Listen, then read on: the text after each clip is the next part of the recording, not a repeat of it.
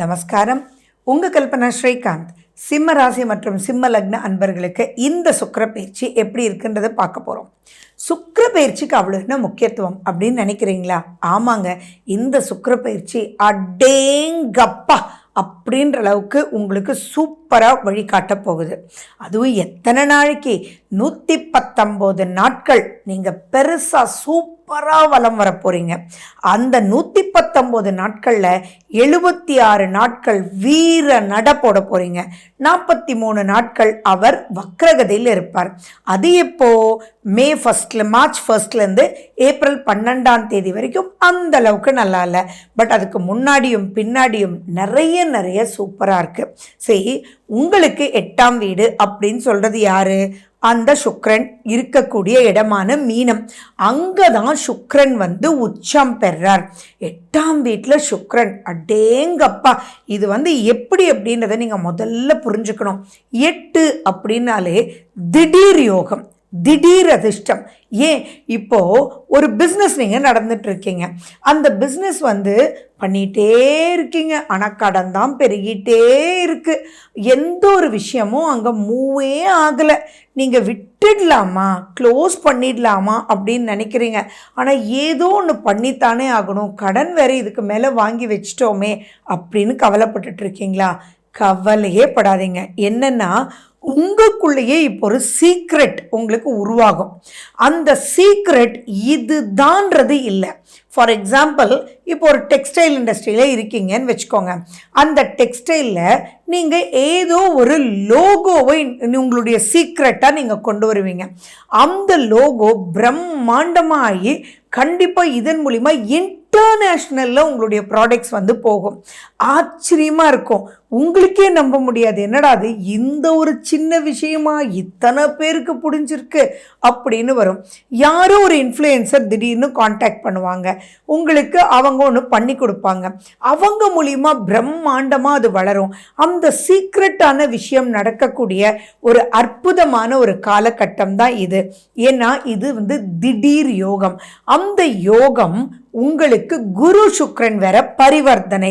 அப்ப குரு இப்போ உங்களுக்கு எங்க உட்கார்ந்துட்டு இருக்கார்? 10ஆம் வீட்டில் உட்கார்ந்துட்டு இருக்கார். அப்போ இந்த சுக்கிரனும் குருவும் பரிவர்த்தனை ரொம்ப சூப்பரான ஒரு நெக்ஸ்ட் ஸ்டேஜுக்கு போவீங்க. அதே மாதிரி நிறைய பேர் பார்த்தீங்கன்னா, ஓகே படிச்சிங்க, வேலைக்கு கிடைச்சிடுச்சு, போயிட்டுருக்கீங்க, ஆனாலும் ஒரு திருப்தியே இல்லை. என்னமோ படித்தோம், வேறு வழி இல்லை, வேறு வேலை போயிடுச்சு, அங்கே இன்ட்ரெஸ்டே இல்லை. பணத்துக்காக மட்டும் நிறைய விஷயங்கள் செய்ய முடியாதுங்க. ஒரு லாங் ரன்னில் that is not a healthy point. Really மனசு சந்தோஷமாக இருந்தால் தான் உடல் ஆரோக்கியமாக இருக்கும். அந்த சந்தோஷத்தை கொடுக்கக்கூடியது யாராக இருந்தாலும் வச்சுக்கோங்க, உங்களுக்கு உழைப்பு அப்படின்றது தான் மினிமம் 12 to 16 hours இன்னைக்கு போயிட்டுருக்கு. அப்போது அந்த இன்ட்ரெஸ்டோட வேலை பண்ணாமல் என்னமோ படித்தோம், என்னமோ இன்ட்ரெஸ்ட்டு, ஆனால் வேறு வழி இல்லை, நான் இந்த ஐடியில் தான் ஒர்க் பண்ணிகிட்ருக்கேன், ரீசன் ஹை பே, அவ்வளவுதான் அப்படின்னு உட்கார்ந்துருக்கீங்களா? உங்களுக்கெல்லாம் பயங்கரமான விமோச்சனம். நீங்கள் இஷ்டப்பட்டது உங்களுக்கு கிடைச்சு, உங்களுக்கு நீங்கள் செய்ய வச்சு அதில் லாபங்கள் இதை விட பிரம்மாண்டமாகவும் கரெக்டான ஒரு ஸ்பேஸும், யாரும் உங்களை ஸ்ட்ரெஸ் பண்ணல, டிப்ரெஷனுக்குள்ளே உங்களை தள்ளலை, ஏன் உங்களை முடிங்கன்னு டார்கெட்னு போட்டு உங்களை கசக்கலை அப்படின்னா எப்படி இருக்கும் யோசிச்சு பாருங்கள். என்னமோ ஒரு அழகான ஒரு லோட்டஸில் உட்கார்ற மாதிரி இருக்குல்ல, அப்படித்தாங்க இருக்க போகுது.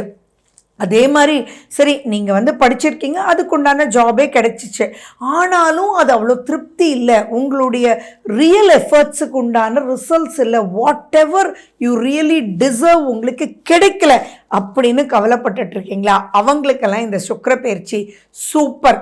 என்ன ஆகும்னா, உங்களை என்ன பாயிண்டில் போனால், சிலர் நினைப்பீங்க, இல்லை நான் இன்னும் ஹையர் ஸ்டடீஸ் பண்ணணும், அப்போ நான் சொந்தமாகவே பண்ணலாம், நான் ஒரு ஆர்கனைசேஷனே ஸ்டார்ட் பண்ணணும், ஆனால் இதுக்கு முடியலை, என்னமோ கற்றுக்கிட்டே போயிட்டுருக்கிற மாதிரி இருக்கே ஒழிய அந்த ஒரு இன்ட்ரெஸ்டே வரல அப்படின்றீங்களா?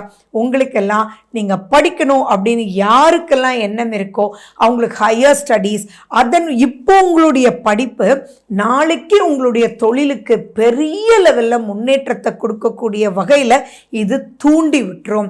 அப்போ சரி, படிப்பு, ஹையர் ஸ்டடீஸ், ஃபாரின் போகிறீங்க படிக்கிறதுக்கு, ஆனால் எங்கே போகணும், எந்த கண்ட்ரிக்கு போகணும், அங்கே நீங்கள் சௌகரியமாக இருப்பீங்களா, அல்ல சாக்ரிஃபைஸ் பண்ணியே தான் படிக்கணுமா, அந்த கிளைமேட் உங்களுக்கு ஒத்து வருமா, ஏன் அந்த ஃபீஸ் உங்களால் கட்ட முடியுமா?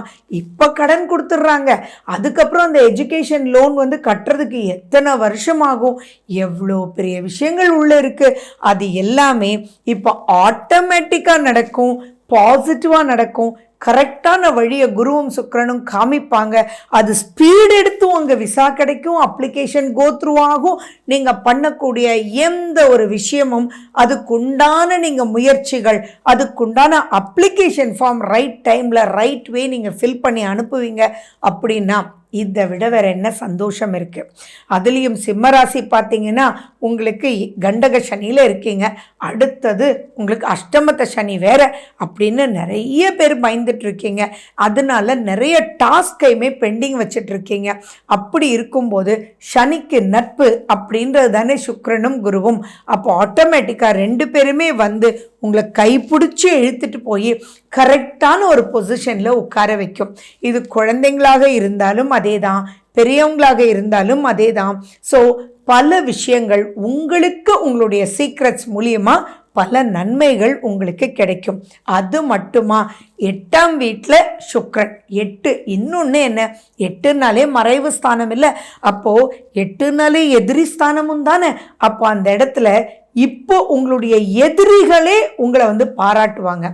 உங்கள் எதிரிகளே உங்ககிட்ட வந்து இவ்வளோ சீக்ரெட் இருக்குன்னு தெரியும் போது, உங்கள் வளர்ச்சிக்கு உண்டான கரெக்ட் பாதையை எடுத்துட்டீங்கன்னு வரும்போது அவங்களே வந்து ஓகேப்பா, எதுவும் மனசில் வச்சுக்காத, இல்லை என்ன பண்ணால் நல்லாயிருக்கும் எனக்கு கொஞ்சம் சொல்கிறியா அப்படின்னு உங்களுக்கு முக்கியத்துவம் கொடுத்து கேட்பாங்க.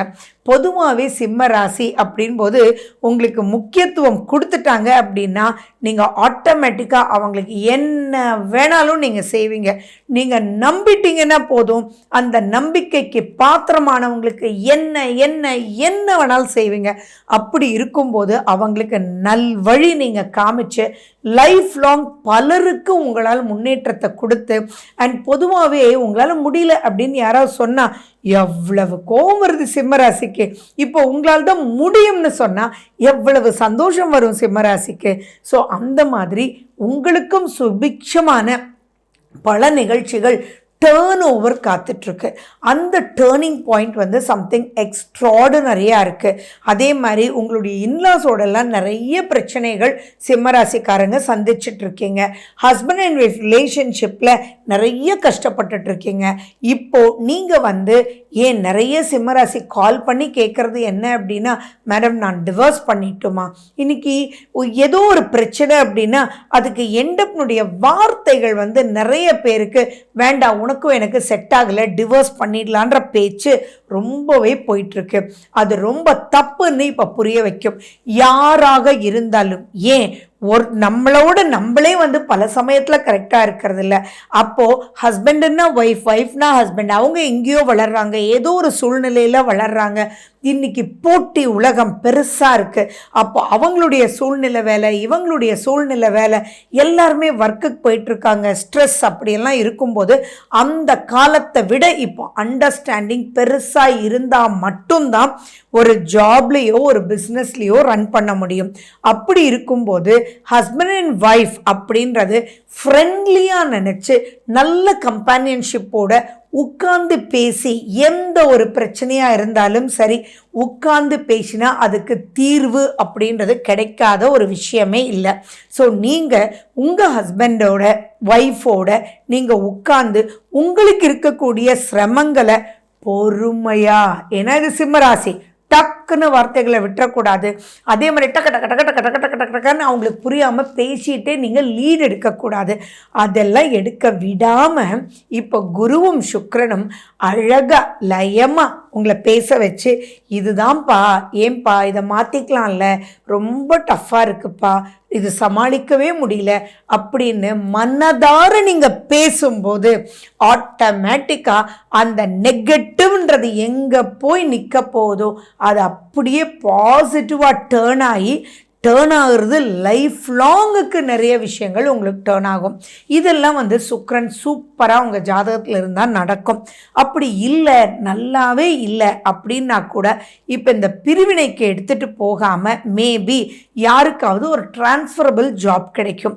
அந்த டிரான்ஸ்ஃபரில் அவங்க ஒர்க் பண்ணிவிட்டு மேபி மந்த்லி ஒன்ஸ் வரும்போது உங்களுக்குள்ளே ஈர்ப்பு அதிகமாகும். சுக்கிரனாலே ஈர்ப்புங்க, அவங்கக்கிட்ட இருக்கக்கூடிய நல்லதை பார்க்க வைக்கும் குரு. ஸோ அப்படிப்பட்ட இந்த சுக்கிர பயிற்சியில் நீங்கள் செய்ய வேண்டியது என்ன அப்படின்னா, நீங்கள் குரு பகவானுக்கும் சுக்கிரனுக்கும் அதே மாதிரி குல தெய்வத்துக்கும் முன்னோர்களுக்கும் வழிபாடு செய்யுங்க. உட்கார்ந்து பூஜை புனஸ்காரங்கள் செய்ய வேண்டிய அவசியங்கள் இல்லை. உங்களுடைய முன்னேற்றத்துக்காக தினமும் 1 நிமிஷம் 2 நிமிஷம் நிதானமாக, ஏன்னா இது சிம்மம் இல்லையா, நிதானமாக நீங்கள் செயல்பட்டு அதுக்கு உண்டான மெடிடேஷனை பண்ணும்போது சூப்பராக ஜெயிக்கலாம். வெற்றி பன்மடங்கில் காத்துட்ருக்கு. இந்த 119 நாட்களில் 76 நாட்கள் உங்களுக்கானது. மிஸ் பண்ணிடாதீங்க. நன்றி, வணக்கம், வாழ்க வளமுடன்.